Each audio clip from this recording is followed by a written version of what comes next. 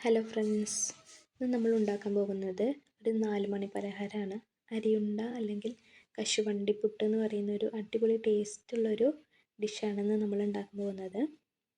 അതിനായിട്ട് നമ്മൾ ആദ്യം കുറച്ച് അരി എടുക്കണം.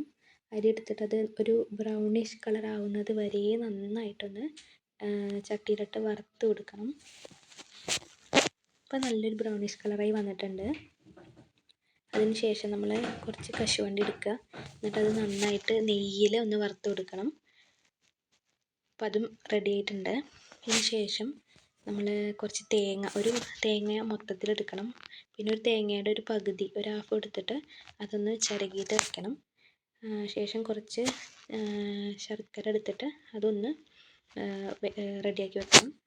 അതിന് ശേഷം നമ്മൾ ആദ്യം വറുത്ത് വെച്ചിട്ടുള്ള അരി അതൊന്ന് മിക്സിയിലിട്ടിട്ട് ഒരു നൈസാവുന്ന വരെ നന്നായിട്ട് പൊടിച്ച് കൊടുക്കണം. അത് റെഡി ആയിട്ടുണ്ട്. അതിന് ശേഷം നമ്മൾ മാറ്റി വെച്ചിട്ടുള്ള കശുവണ്ടി അതും ഈ അരിയിൽ കൂട്ടിയിട്ട് നന്നായിട്ട് പൊടിച്ച് എടുക്കണം. ശേഷം തേങ്ങ ഇതിലേക്ക് ഇട്ട് കൊടുക്കണം. ഇനി തേങ്ങയിലേക്ക് കുറച്ച് നമ്മൾ മാറ്റി വെച്ചിട്ടുള്ള ശർക്കരയും കൂടി ആഡ് ചെയ്യണം. ശേഷം നമ്മളിത് ചെറിയ ബോൾസ് ആക്കിയിട്ട് ഒന്ന് ഉരുട്ടിയിട്ട് എടുക്കണം. അപ്പോൾ ഇതാണ് നമ്മുടെ ഫൈനൽ പ്രൊഡക്റ്റ്. എങ്ങനെയുണ്ട്? അടിപൊളിയായിട്ടില്ലേ?